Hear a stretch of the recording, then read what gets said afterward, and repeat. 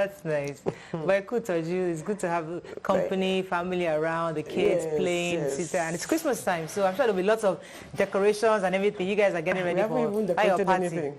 Yeah, we are still in COVID mode. COVID I'm telling you, everywhere. I mean, usually by now you see the whole state, everybody is decorating. I haven't really seen much of it. Only a few people. Even refuse to. Normally, I decorate in front of the shrine. With which money? Beg. Nima, Bele, James Bond again. Every time Nima comes, it's James Bond. Like she's zooming through the roads and just together. The 5:30 magic has stopped working. So, okay, as when you come early, thinking that. Yes, when I leave on 5:30, immediately, because it's now much earlier to pray the early morning prayer. So once I'm done, I'm out. And I used to think I have superpowers, but suddenly now, I'm just sitting in one position in traffic and wondering what is happening. And then you have traffic pack. So everybody in government that wants to see evidence, please go to my Instagram page.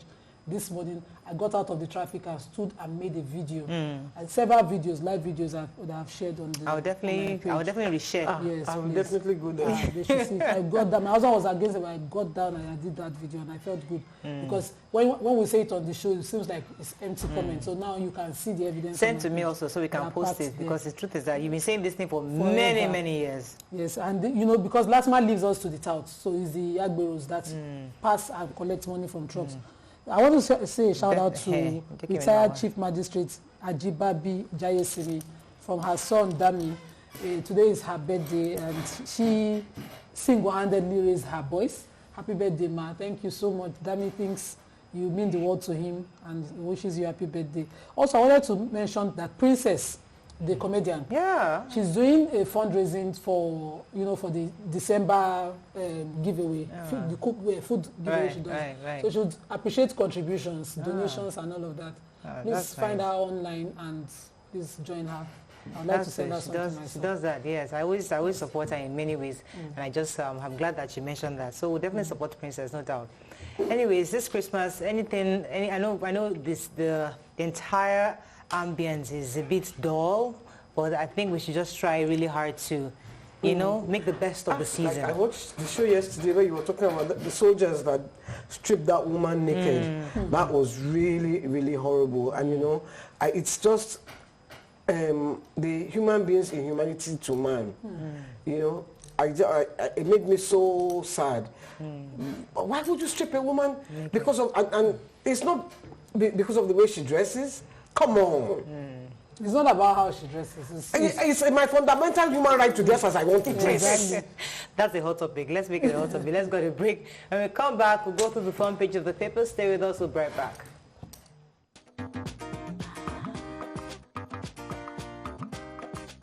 Stay tuned. Your View will be right back. Thanks for staying with us. We'll be right back.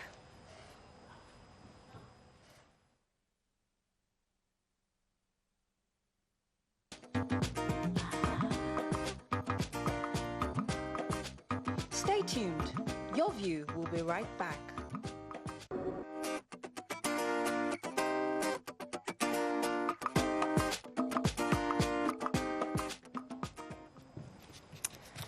Thanks for staying with us. We're going to start with The Nation. Buhari warns #EndSARS protesters to stay off streets. Oshomole, I am not plotting to return as APC chair. APC-PDP clash over call for president impeachment. Boko Haram in Southwest as kidnappers, says Dr. Fayemi.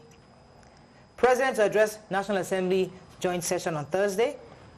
And Lagos-Ibadan train kickoff marred by low turnout. Okay, the major headline, and of course, the picture story of the Ghanaian President Nana Akufo-Addo of the new Patriotic Party, NPP, and his opposition, all waiting for the results. They went to elections, they went to the polls yesterday, and they're waiting for the results, hopefully by today. So let's start with the major headline. Buhari warns #EndSARS protesters to stay off streets. So, yeah, the President yesterday was addressing at the Chief of Army Staff annual conference. Saying that he thanking the army for restoring peace and sanity back to the country and insisting that they should maintain the order in areas where there are likely to be protests, saying peaceful protests should happen, but any hoodlum hooligan trying to take advantage of the protest to cause any form of mayhem will be apprehended.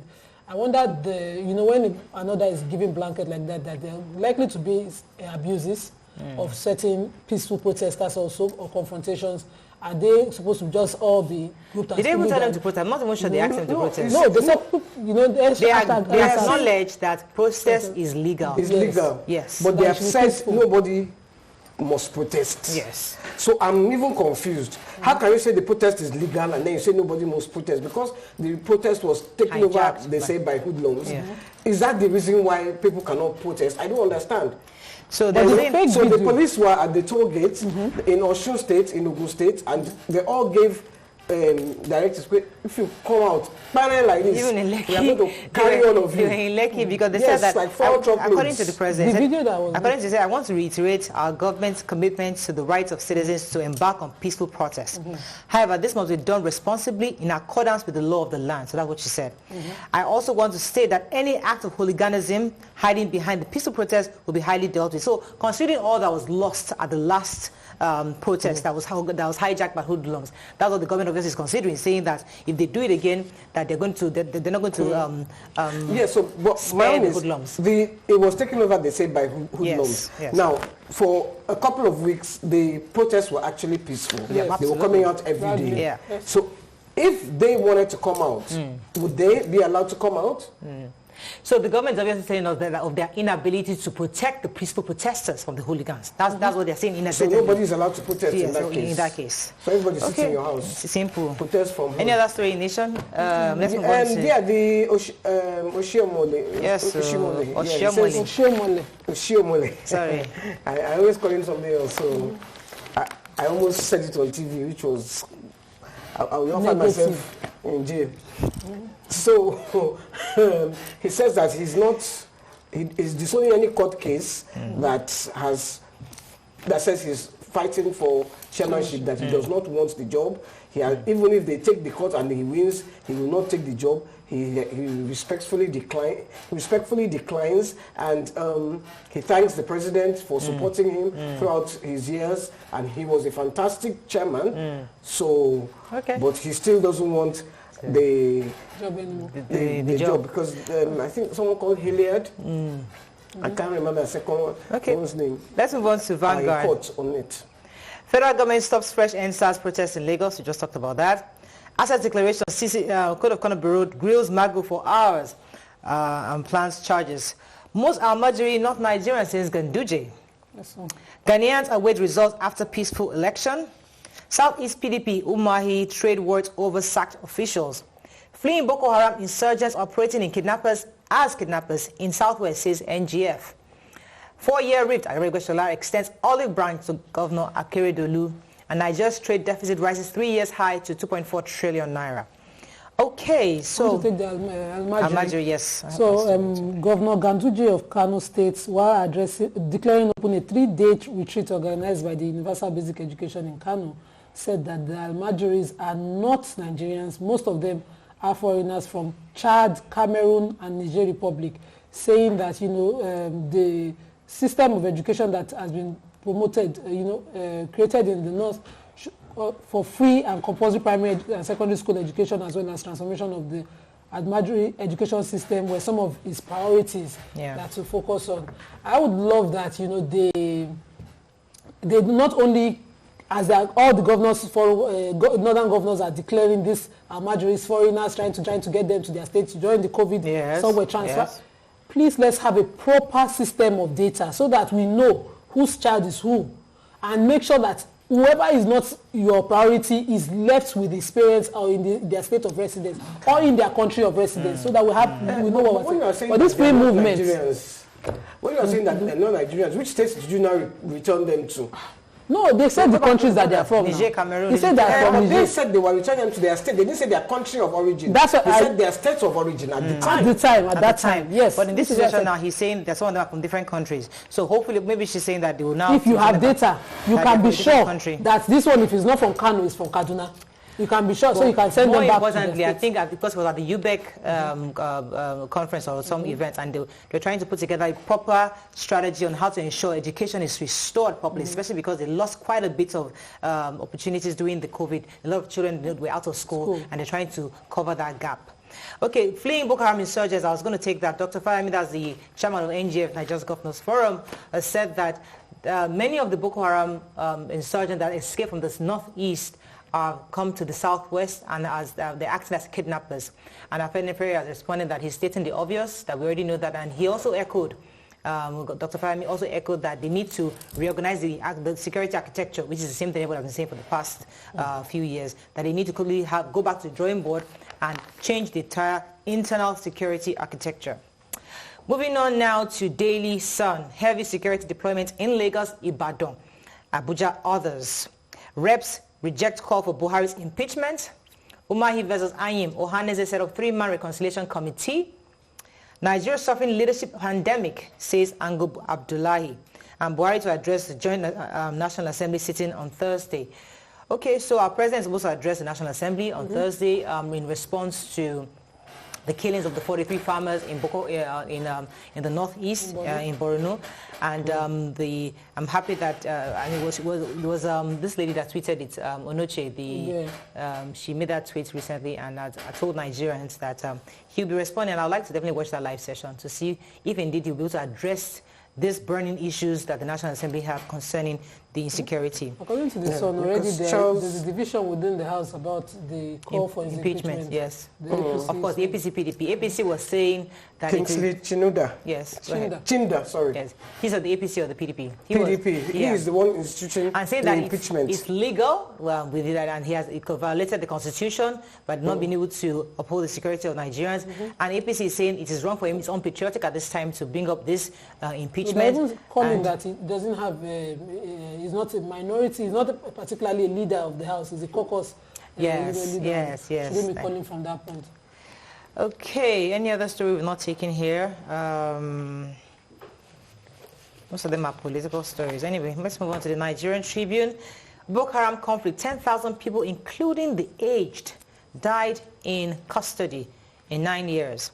I'm no longer interested in APC chairmanship, says Oshamole. As the National Assembly on Thursday, the PDP overcalls for impeachment.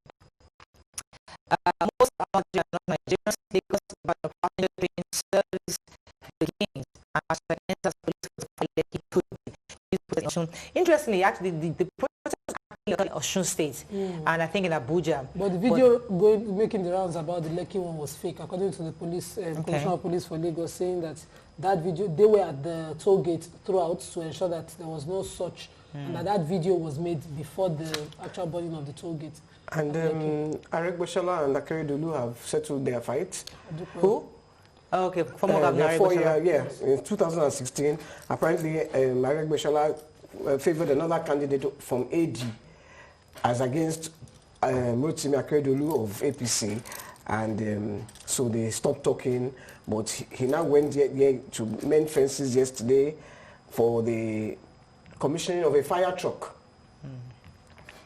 And there they said, oh, that they are friends now, they have buried the hatchet. Okay, good. And I was going to take the story by Amnesty International. They're saying that they have estimated that the context Boko Haram have killed 10,000 people, actually in custody since 2011. Most of them died at the Giwa barracks. They said they viewed over 120 images of corpses from the local mortuary and spoke to individuals who had knowledge on who estimated that 15 to 25% of those who have perished are older men. So they said quite a number of older people have also died in custody at the Giwa barracks. And that's 10,000 since 2011. I think that's all we can take on Front Page Review.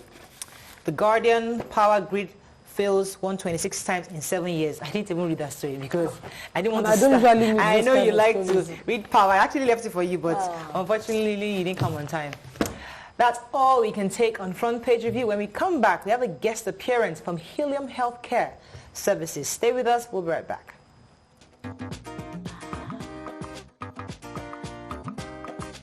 Stay tuned.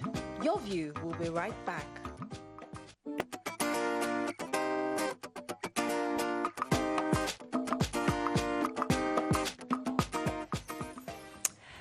Thanks for staying with us. Joining us on the show is the head of public sector regional growth, Helium Health, Tolagbe Martins. How are you doing? Good morning. Good to have you on the show. Thank you very much for having me. So I was really excited when I read about helium services because I like data. It's important to know that we have information, and your company is doing that. Tell us about helium services, what service you're providing for hospitals, and how regular Nigerians can actually benefit from these service. Thank you for having me. So we're on a mission. That's what we like to say. We're on a mission to drive the adoption of data in healthcare. Right. And what does that mean? Because it sounds really fancy and really sort of high-tech, but not at all. If you think about the way banking works today, we're sitting here, you can move huge amounts of money with the touch of a button. We see no reason why access to healthcare shouldn't be as straightforward. So yes, data is one aspect, but really what we're in the business of doing is designing solutions, technology solutions for everyone, whether you're a patient, whether you're a provider, whether you're a partner, or whether you're a government trying to decide where best to put your limited resources. Let's break it down. So you want me to break it down a bit further? Okay, great. So if you're a patient, we have a situation in Nigeria where there are 4 doctors to every 10,000 patients. So in real terms, we can't all sit and wait to see a doctor. Like I waited on Saturday. Exactly. When we talk about your experience as a patient at a hospital, a lot of the time, they're looking for your case notes. That's why the situation is, that's why your experience is taking so long. That's why they wait. So, but what if at the touch of a button, they could pull up all your information. They could pull up your last visit. They knew what you've done. They know who else has seen you. Straight away, being able to come to a diagnosis is easier. What if at the touch of a button they could ask for a specialist or a second opinion? Or there was technology, something which we use called like an algorithm, artificial intelligence, to give ideas so that when they input your symptoms, it will suggest it could be A, it could be B, it could be C. All those things will make the experience of being a patient a little better and a little safer. So it's more for providers, not so much for patients. Patients ultimately are who we are benefiting, but we work with providers to improve the experience for patients. Great. So, okay, go ahead. No. So I heard there's an app or so that you can actually download. So what exactly is the package? I mean, I know there's a package. What is the package exactly? So what we actually offer is solutions to providers, by and large, so that they can then give you, the patient, an app. Of course. So we work with a hospital to design an app that would then work for you as a patient. What you design is, let's say CEDA, for instance, is a hospital. Yes. And CEDA hospital needs an app that will be for their own clients. Not just an app, actually, an end-to-end solution. So with CEDA, we would be able to assist them with managing your care from beginning to end. So from registration through to whatever treatment, through to pharmacy, through to issuing your bills, from integrating it with your HMO if you used one, paying cash if you did. So we could help a CEDA with all that. And at the end of the day, you are the patient, so you benefit from... So what kind of app would you be creating for CEDA, for instance? It will carry their name, or it will carry Helium Health? It's customized? Is it customized? It would honestly vary from one provider to another, what exactly they needed. Apparently you created some products during the COVID. Absolutely. So what actually happened is we're operating in an emerging market. We're operating in Africa. So we always knew that we were going to have some way of monitoring diseases. Let's remember that even before COVID came in, say, February, we had already dealt with the Lassa fever big issue. So we had always put in place solutions that would allow for, and this would not be private hospitals, this would now be government, secondary or tertiary hospitals, certain data points that would allow anybody who was looking at an overall picture to see, hey, there's a spike happening here. We're having a lot of cases of X, or we're having a lot of cases of Y. And that would call for a public health intervention of some sort. So what we found was we were very able to rapidly twist that around so that we were able to support with a pandemic such as COVID. And that has been from everything from helping people be able to pay for test results all the way through to monitoring how providers... So you pay for test results? Yes, I mean, any lab would need course, that kind of, you know, you need the service where people come in, they have their symptoms. Let's talk about the challenges practitioners have in running their businesses and how this solves. I know you mentioned a few already, and it solves their problem.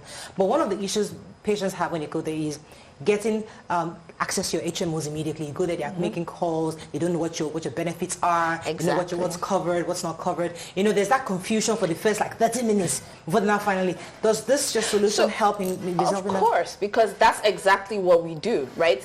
As a healthcare provider, you're faced with a number of challenges in this environment especially because you know what you would like to do. You know the kind of experience you would like your patients to have. You like them to come in, you like them to be seen, you like them, you know, you'd like it to work seamlessly. You would like not to have the issue of big gen, small gen. You would, you know, you'd like not to have a room full of case notes.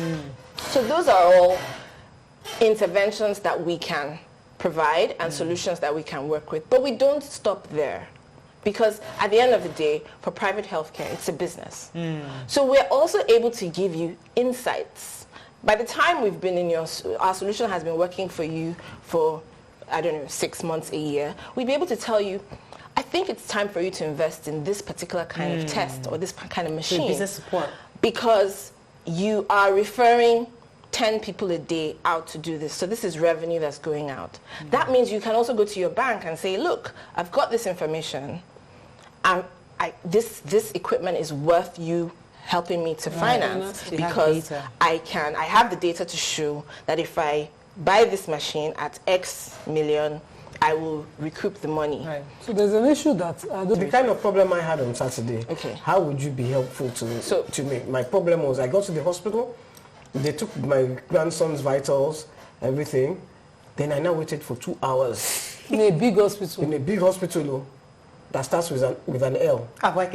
So you shouldn't have to do that. I waited for 2 hours. You should tell them to get in touch with you because we would honestly be able. It's one of our biggest. So our biggest sell to healthcare providers in particular is by boosting your efficiency and your effectiveness, you actually boost your revenue, right? It's funny. We see on average 25% increase in revenue when our solution comes in. And that's from increasing your patients. Patients are happy to come if they know that they're going to see the doctor and be treated on time. If you're plugging all the different holes, making sure that you're not losing revenue to a dodgy pharmacist or somebody being funny somewhere, all that is plugged. So this is Nigeria. Doctors they're consultants. Yes. They move from point A to point B. So they're not steady in one hospital all the time. So when as a patient you go there, like what she went through, maybe they were waiting for a doctor to show up. Maybe they didn't have access to somebody to see that child at the time. How does this help that the hospital? Because many hospitals would like to have doctors on call immediately, but many don't have access to that. So that, I mean, it's a wider systemic issue. But one of the things we are doing, for example, is, and we'll be launching that later in the next year or so, is an appointment scheduling app, so that you can find your own doctor. You're looking for a special... But sometimes it's emergency. Yes, I know. But you would still be able to find, you would be able to go on a portal and say, I need to see a gynecologist today. Is Dr. C available? If Dr. C happens to be on that portal. And so we will be outreaching directly to the doctors to say, please come on our portal, because this will allow your patients to find you a little easier. They'll know where you are at any given point in time. So, and then obviously we have telemedicine, because I didn't talk about that, but that was a big thing during COVID. For a lot of hospitals, they were not seeing any cases except strict emergencies. And a lot of hospitals were not allowed, are still not allowed to treat COVID. So what happened instead is you could see your doctor remotely. And we saw, we had been begging a lot of our hospitals to sign up to telemedicine. So during COVID, we actually gave it out to them for free. And they've all seen the benefits of telemedicine now. So they are paying now? Some of them, yes. So we have to wrap up. I think I'd like you to reiterate the importance of data, because especially on technology, and because going forward, everything is technological solutions. So we just especially for only those like me. So you see, we just think that healthcare is too important not to be benefiting from the boons and the benefits of technology. We can make healthcare more effective, we can make it more efficient, and most importantly, we can target resources that are scarce at the point of need. Yeah. All right. Thank you very much Thank for you. joining us. Appreciate it. Let's go on a break now. When we come back, we move on to other topics. Stay with us. We'll be right back.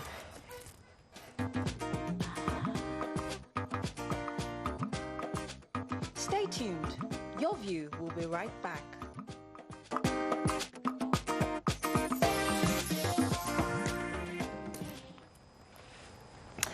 Thanks for staying with us. So Nigerians are reacting to the news of Benue State Governor Samuel Ortom reconciling a Nigerian man who's from Benue State actually, and his wife over the weekend that accused him of domestic violence. On Sunday, the wife of this man, who is also a medical doctor, shared a video online about how her husband repeatedly beat her up during their 6-year marriage. Now, our focus is not so much on where he works, because that was all over social media. We're not focused on that. I don't want anybody calling on that. Our focus is the context in which we're establishing of the fact that the governor of Benue State reigned in on this matter and brought the couple together. Now, there's so many factors. There is the factor that it's a crime. Domestic violence itself is a crime. There's a factor of we have involved an elder to come and resolve it. And there's a fact that how does this go with other similar situations? How does a woman who's undergoing domestic violence at this time, are we encouraging her to seek the law to get her safety, or find somebody like this to resolve? How do we go forward with these precedents, I would say, that has been established by this situation? I'd like you to go first, Nima, because I know that... Go ahead. What are your views? Did you have reservations with the governor getting involved, or do you feel that it was right for him to get involved? Okay, I think it was right for him to get involved. Okay. I think the woman didn't want the law to take its course, that her objective was to get people to shame her husband into conforming, to shame him into being responsible. So women get abused every time, and the right course is to go to the police and stand through the cause. Trial. So no matter what happens, stay and prosecute and be the witness and make sure that justice is served. But when you call out, it's like calling on family to help. So she did a call out video, and the governor intervened and brought back peace in the home. But Nima, you of all people, you know a lot of these kind of cases where this has happened, they reconciled them, and the next we hear the woman was killed. Maybe this time she didn't have an opportunity to do a video this time around. Something happened, and maybe the man, we've heard these stories. Even the Ghanaian, was it white guy, was reminding me of the Ghanaian guy in the US that happened where they warned the girl, don't go back to this man. And he did. So we've seen this happen over and over again. So do you think it's the right course of action to resolve? Let me come to Waike before I come back to you. You see, the other day, I think I shared this story. I have this young guy who just got married in August. And within the month, he beat his wife up because of a boyfriend that they were texting each other, they were contacting each other. So jealousy, I think, and then he regretted it, and then he came to Theo and I and said, please help me go and beg her. Now, Theo and I, we balked at that. I spoke to the girl on the phone. What she said is, if he kills me, and I thought to myself, if I take you back and to go and beg her, and she accepts, and then you now kill her, it will be on my conscience for the rest of my life. Absolutely. Now, I hope that if this man kills his wife, the governor is ready for that conscience. That I hope his conscience will talk to him. Because I would not get involved in... I saw the video, her kids were hanging around, and she said, her kids were even begging when it was happening. When it was happening. Now, how do you do that in front of your children?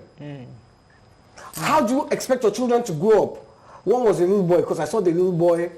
That is one. One was a 4-week-old baby. She just had a cesarean, and he sat on, according to the video, on the incision. What if that had opened up? You know, so he has anger issues, obviously. Yeah. Now, I now saw the reconciliation picture where he didn't look remorseful. He looked embarrassed. He still looked annoyed to me, but I'm not a judge of character, so I can't, but I'm just saying what I saw. Where is the place of forgiveness? Because the truth is there are people who have beaten their spouses, and the spouses have forgiven them, and today they are still married happily. So there's always that thin line between, do I forgive? Because whether you like it or not, in this case, this woman is a medical doctor.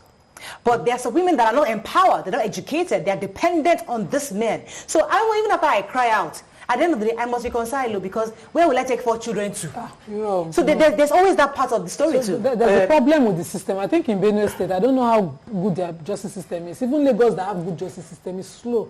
Women have to wait for years and suffer this. Some women lack custody to their children because some men use them as bait in the whole of this tussle. The truth is, it is not right for a woman to be beaten and settled with her husband to go and continue life as she sees it without addressing the issue. So the issues for me that I expect the governor to address, anger management, subject him at least administratively as governor, since you have fatherly role to play for them, subject him to counseling, make him work the process to deal with these issues that you have been able to identify. But that you cannot come in as a governor when she has opened up like this is no, that's he can come in. But when you come in, at what point are you coming in? Make sure that the man is fulfilling his role, because she had issues. One of the basis, the cause of the quarrel they had was focus on our children. We have 4 of them now. And this woman has 4 kids within 6 years. Of course, this will affect her career. Right. What is he doing to provide help to see that the children are well cared for? While she can, the woman is willing, she can take care of her family. Such a woman can walk out of an abusive marriage and do well. Make sure that she's able to do well.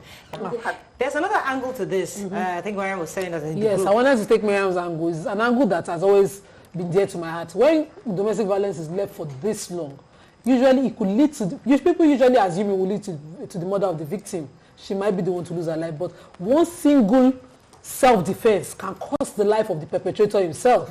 So it's not safe for both parties. It's not safe for the person dishing it out or the person receiving it. Nima, at this point, Mariam, I'm thinking I'm making my head. If you are a woman, you've come out to the world, this has happened to me, and then the governor got involved and reconciled you, and you now go back into your closet, and the beating continues. Now, you have a few options. This is what Mariam is saying. The woman can say, you know what, I'm going to take my own defense. And then might lead to the death of the perpetrator. Or such that she just continues to accept being beaten up like that. So there are different angles, and that's why it's important that every party in this goes through proper counseling. You don't just reconcile and go home. Right. There has to be process. There's also a caveat as old as time for men who cheat in their marriages, that their wives are responsible for their death. So a woman who keeps quiet and seems forgiving of cheating in her marriage might be suddenly planning. One day. Even in law, sometimes when a man dies mysteriously, they suspect the wife, they check his history and check whether he's a cheating husband. And even in our traditions, women are made to go through tedious burial rites because they want to be sure that she did not kill her husband out of jealousy. So it is not safe for you, that you're cheating. I'm just saying. In a nutshell, as we wrap up on this, I think we are happy that they are reconciled. However, reconciliation must go beyond coming back. They have not reconciled. We are not happy. Maybe you are. I'm not happy that they have reconciled. You said that you're happy that the governor is going to resolve that. You asked that, is it right for the governor? And I said it could come in from the way. So you would have rather they separate? No, I'm not happy that they reconciled, because reconciliation at this point is not concrete, is not right. My own is that since the governor has made himself a reconciler, he should now put advert out. Where anybody who they are beating in your house, come and meet me. Come and meet me. That is the job I've now taken, because that's not his work. And for that, everybody as governor. That's not his work. Well, let's all know that too. He's governing the state, not governing marriages. Thank you very much for taking us there. And finally, I think it's important for us to reiterate that, because listen, there are lots of women in that woman's shoes right now. They don't have a governor to go and meet that will set their husband right. So we don't want to set an example. We don't want to there are lots of men who are not what's important is that in this situation, they need to get counseling. Even if you reconcile. Morayo, you need proper it is not a 2-year assessment. counseling. Yes. What that man needs is not a 2. That's what I'm saying. That's what I'm saying. I'm not happy at the reconciliation. Reconciliation will happen eventually after a process of total, purging of all those things. All the farmer headsmen crisis in Benue State, they have not finished resolving. No meeting. Can you imagine if Zonolu decides that he wants to start cancelling marriages in Lagos? Do you know what we will do to him? He too will not try it. Lagos, you can't try No, that. in the population. Only Benue you can do that one. Hey, in Cinema like plazas. Hey. Your governor doesn't have work. It is marriage counseling. Hey. That he's not doing. I can't imagine. He knows the party. I take my problem to someone who say, hey, my husband beats me. He knows the He will party. ask me if I'm normal. If you know the parties, you can come On and that say, This work I have. On that note, we have to wrap up. But listen, me, I would like Let's to take say, tweets, Moya. let's take tweets, please. Go ahead, okay, before we wrap up. sorry. Very quickly. Okay, sorry. The truth of the matter is that the man will still beat her. That's from Obiora MC. Andrew says, we have known women to die suddenly from slaps and igbaru, and we know the women out of self-defense can kill the man, stating what we mentioned earlier. Maya Wagugu says, the governor didn't do well. Will he have done the same for his daughter without offering help to the man or arrest? The man doesn't seem remorseful. He was after his job, and the lady's statement tells that she's just considering the cost of her kids. Your marriage will be heaven, sha. Joseph Obinwa says, good morning, ladies. You see, forgiveness and acceptance is a choice. On the issue of this marriage settlement in Benue, if after counseling an abused partner chooses to go back with an abusive husband or wife, it is their choice. The governor did well to come in. Okay, we have to wrap up. But you see, listen, the woman is an adult. Yes. And I'm speaking to her right now. You're an adult. You made a decision. That's fine. You have a job. You have children. You have a job. So it's fine. But the most important thing is that ensure you and your spouse get counseling, because that's the only way this reconciliation for the sake of the children is sustainable. For the sake of that's the children. That's our own 2 cents. Yes. Let's go on a break. Your life. When we come back, we'll talk about a related topic, sexual violence. Stay with us. We'll be right back.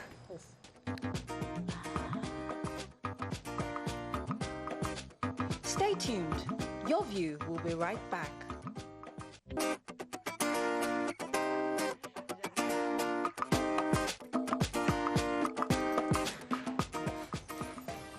Thanks for staying with us. According to UNICEF, 1 in 4 girls and 1 in 10 boys in Nigeria had experienced sexual violence before the age of 18. Joining us on the show is a family physician and author of 4 books on child sexual abuse, Dr. Nimi Ekere. Welcome to the show. Thank you.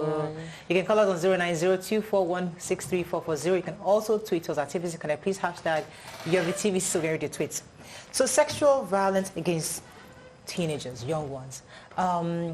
Growing up, we hear of these things, but we never knew it was so close until people started sharing their stories.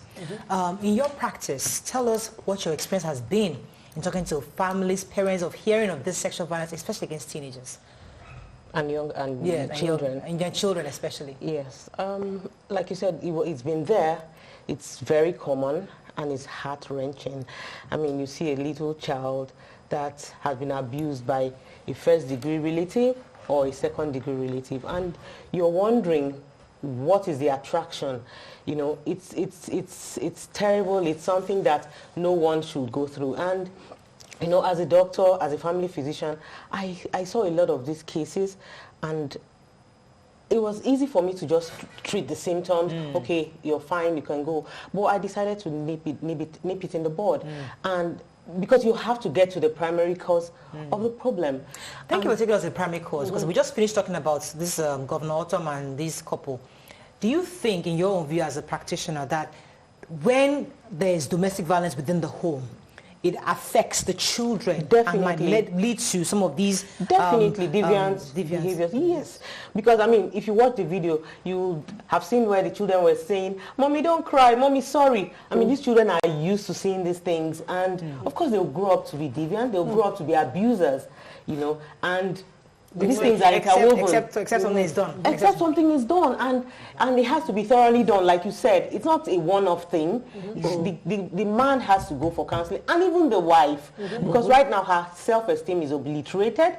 She thinks low of herself. She's looking at her. I mean, this is not to bring her down or whatever. I mean, she's my colleague. But looking at her, you know she's gone through a lot. And when people go through so much torture, they feel less of themselves, they're not confident, and in fact you see them making excuses for their abusers because the abuser has so manipulated them. So it rubs off on the children. You see children that don't see anything wrong in abusing women or their contemporaries. You know, for me, I always wonder as a parent, if this were to happen, God forbid, to any of my children, I would blame myself for forever, for the rest of my life. So I wonder what role, how we as parents, what we do, sometimes the things we do to fail these children and get them there. Some people, we had a conversation, I was saying, hey, you know, just leave it as what has been destined to happen. But, you know, I believe that we have a much more larger role in the lives of our children, such that I grew sheltered, 4 girls, and none of that happened. My parents easily gave up careers and lives to make sure that, you know, the girls were protected. But these days, parents make excuses when this happens. What exactly is their role, your role as a parent in the life of your children to protect them? And how important must you prioritize it? First of all, the harsh economic reality is staring us in the face. So we have to work, we have to make ends meet, but not at the detriment of our children. We have to strike a balance. So it's good to emphasize here that child sexual abuse occurs more in the home. I mean, where a child should feel safe. Ironically, that's where it occurs. So most times, a mother doesn't know that her brother is abusing her child. You know, I mean, there's a case of an adult that is my patient, because it's not was because it's a continuous thing. So she was abused by her uncle, and her mother was so nice to bring this boy to the house, her mom's brother, that's a second degree relative, to bring this boy to the house, and he kept abusing her from the time she was 7 to 17. This girl was 10 whole years, and it's been traumatic. She has post-traumatic stress disorder and everything, and a lot of psychiatric. As I speak with you, she's on antidepressants. It's not something that just it's. But Mimi, sorry, we have a call. Let me pause you to take that. Philip, are you still there? Thanks for calling. Morning. How are you? Morning. Go ahead, please. You're live. Yeah. You're live, Philip. Go ahead, please. This thing we are talking about. Yeah. Go ahead, Nima. Okay, so, you know, the mention of 7 to 17 years, that 10 years gap is too wide for me, which is one of the reasons I always think, how is it possible that the mother in that space of time didn't find out anything? Good. And this is parenting, intentional parenting. I think it's not like child sexual abuse is strange. The internet and social media just amplified it. It's been there. Sometimes some parents are not very intentional when it comes to parenting. They are careless. Oh, have you eaten? And then the communication. There should be a formidable parent-child relationship. And the onus lies on the parents to foster it, to start. I mean, you have to initiate it, because if you don't, your child will not tell you anything. They are already very afraid of the abusers. You know, they manipulate them, they coerce them, they tell them all sorts. I mean, and they threaten them.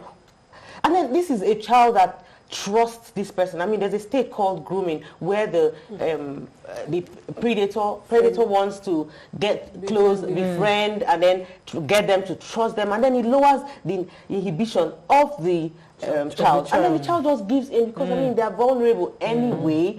So when this happens, the child is confused. So when you're not friends with your child, how does she tell you, or how do they tell you? Because let me take this call. Let me take Demola from UK. Demola, are you there? Thanks for calling. Okay. You're live. Go ahead, please. Hello. You're live. Go ahead, please, Demola.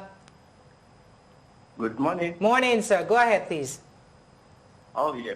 Oh, thank you very much, ladies. Yes. To get in touch with you whenever you are doing your program. That's my first call. Thank you. Welcome to the show. The program you're putting up on the screen today is very amazing. The first thing about relationship is understanding. When it becomes violent, it's very, very difficult to settle. But According to the Yoruba proverb, Oju apa ole joju aras. No matter how you settle it, the flashback will still be there. When it becomes everyday activities, beating your wife every time she did something wrong or she did something that you think was wrong, it's not acceptable anyway. Right. I think a man should be able to control his anger because woman is always be at the weaker side. No matter how strong woman is, man is always a man. Thank you very much, Debola. Beating your wife. Go ahead. Okay.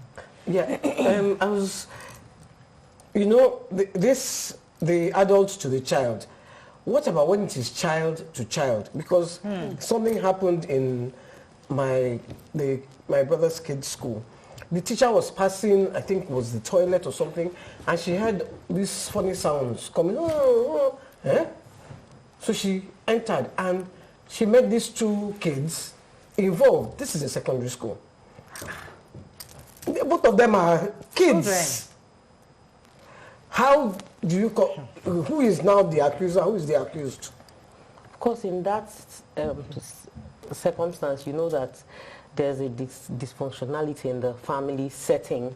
It's definitely not normal. They would have been, there are two children that have been constantly abused. So that is the only thing they know. So they want to play it out on themselves. So they need counseling. They need to be rehabilitated. It's not like I keep saying, it's not a one-off thing. They need to see the therapist, and of course there has to be, for me now as a family physician, we have to do family therapy because you have to go home to find out if the other kids at home are even being abused by their siblings, because right now incest is on the rise. As a family physician, what's your take on going naked in front of your children? Because there's been this age-long argument that is it right? Does it expose them early to this sexual deviant behavior, or is it normal to be naked around your children? What's your advice on that? Like my book, Into the Light, I wrote about when to start. Sex education should start early, and you have to teach them how to set boundaries. Once you start teaching them from age 2, their private parts are special, nobody should see, nobody should touch. You as a role model should know that, you know, you should have checks. You shouldn't, at a particular, you as a mom or parent, you have that instinctive or instinct to know that this is when I should draw the line. I mean, at a particular age, my child is beginning to use, and some children are very smart, so you start cutting down on being, or what you wear. So exposures should be reduced, yes. I mean, but for me, I think that we should be the role model. Cut down, don't get naked as they progress, as they grow. Yes. And when you say don't get naked, are you saying from 2 years old, or 1 year old, or 5 years old? Because if you said from 2 years old, I would be a bit confused, because a 2-year-old loves to go naked. I'm going from experience now. My grandson, to put his nappy on him yesterday was war.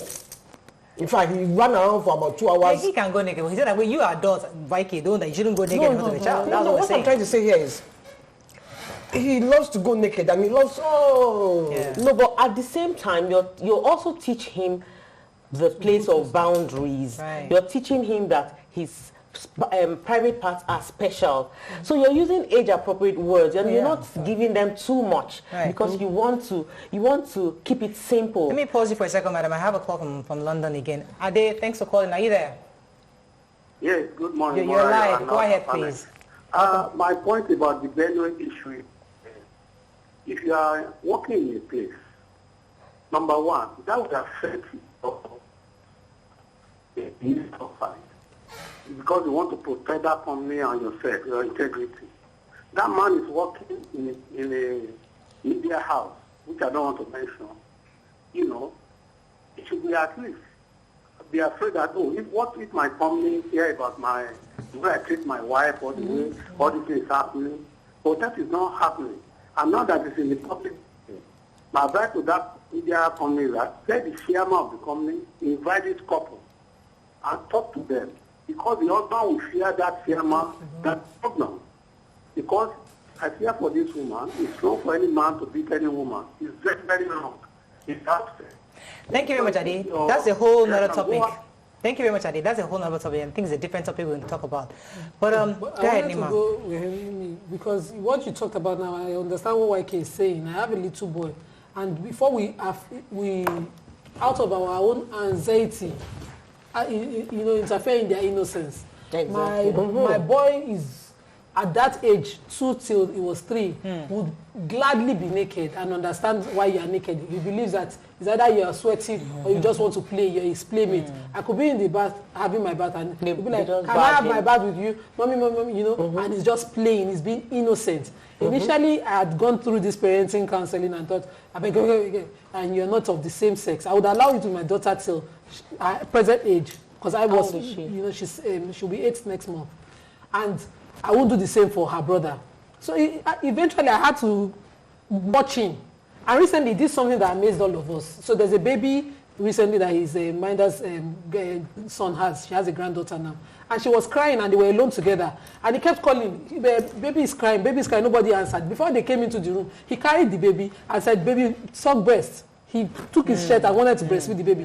That's what he understands that organ to be. But in sexual education, I would have thought, what did he do? Everybody would have, be screaming. But in his innocence, this is what I understand. It's food, and baby needs food to keep quiet, so I think we should... I love what you have said. So where do you draw the boundary between innocence and... Because you want to corrupt the child's innocence by starting to talk about, shaming. Shaming. And to join to that again, touching themselves. Because I'm saying little boy touches their penis and plays. So should we encourage that or say, no, it shouldn't? We should dissuade that. Tell them, this is your private part, you don't touch it, you don't, because later their peers could tell them teach them how to masturbate. So going by what you said, when a child, allow the children to be children, they will play, but just teach them in age-appropriate words. Don't teach them so much. A boy of 5 could say, Mommy, how do you get pregnant? You can't start telling the child that. So you say, this is what Mommy and Daddy come together to do as parents. Is exclusively for parents. So you're not, and then you look at the children. My son is 10. There's so many things he doesn't know. Like one day I was talking about pornography. I'm like, Mommy, what's pornography? Because I wanted to start teaching him. How do you tell a child what's pornography? Bad things. Bad things that are inappropriate, pictures that are inappropriate. You must chip it in. So that's why you should be close to your children. That's why you should make sure they tell you everything. So you're not overwhelmed with what do I say, what do I not say. So you put it in age-appropriate terms and words. And of course, you don't give them too much. Let's have an example of what is age-appropriate to describe lesbianism. Yes, please. So a 6-year-old client's son was caught on web searching sex. You know the way the web suggests. And he clicked on during COVID, and he was seeing the upper body of a woman, and he was just having fun. These predators are everywhere. So what is age appropriate, and how do you explain that in the best terms? Just give us an example of how you. First of all, as a parent, you should guide your children. You shouldn't just have that free access to the internet. That's why you have parental control, even on televisions and. So even what they read, because that's still part of child sexual abuse, it's not about penetration. We have the touch and non-touch. So giving them things that have sexual themes connotes, that's part of the abuse. So we have to draw. What was your question again? The child was most age appropriate to describe what the boy is seeing. Okay, like for a 2-year-old. No, for a 6-year-old. A 6-year-old has no business going to such sites. How was what online classes got us? They had access to internet. Yes, I know the internet. So those things come up, they pop up. That's why. No. As a parent, you have. For me, parental I got someone. Yes, parental control. I got someone to help me get. They have the Google for children, so that way they don't have those things pop up. I have to wrap up soon. When there's a kissing scene on the movie, do you tell the kids to leave, or do you just say on that TV they are kissing? This is what I mean. How does a parent know how to handle that when the kissing scene just shows up on TV? And how do you know the child is pretending when they say yuck, and then they're still watching? Don't let them be. After all, parents kiss in presence of their children. Not all parents. Oh, you have? Some parents, some husbands will not allow us to kiss in front of our children. So, I mean, the Exactly. When you go abroad, So you see people kissing openly. My question there for Dr. Name is, do I explain kissing or do I just pass and act as if it No, you should. It's part of it. I mean, telling them no one, in my book, it's a part special, no one should kiss you. No one should fondle your breast. No one should touch any part of your body that is special. We need when you kiss your child in love, because I kiss my children in love, I wake them up kissing them. Yes. So affection, that's only your parents can do that. I have so many questions for you. Can we kiss on our lips? The children's lips? Well, it depends, but I mean, my children's school, they don't kiss on that. They taught them not to do that. Yeah. So it depends on how, there's no one size fits all. Right, you know. So it's something that you use your discretion, and that's why parenting classes are necessary. People don't read, people don't want to get more information about parenting. But we're in a society where these things are here staring us in the face. No, because I still need to question you about this. We have to wrap up. My grandson is 2.5. I want to go to the medical. He likes to play, Okay. And he loves his nakedness. Hey. And I know his innocence. Yes, just let him be. Please. With time. Fella was not. I mean, let him be. Let him be. Sometimes you could wear him some clothes. If he doesn't, just leave him. But just keep telling him about boundaries. Tell him about boundaries. Don't let people touch you inappropriately. We have to wrap up, Dr. Nim. Anything else you want to tell us? Well, I want to say that parents should be close to their children. Parents, because we have a lot of work. Any works that you're doing to help people access enough knowledge on this? Yes, I have my books and I have a foundation, Smile and Shine Children's Foundation on Facebook, where Smile and Shine Children's Foundation. So we can learn tips from there. Yes, yes. And then if there's any case of abuse, we're there to help. Oh, fantastic. And quickly report, Yes. Thank you for that. Okay, thank you very much. And I must say that the Lagos State government is doing well as regards child sexual abuse. So he's not facing... What I mean he's not settling marriage between.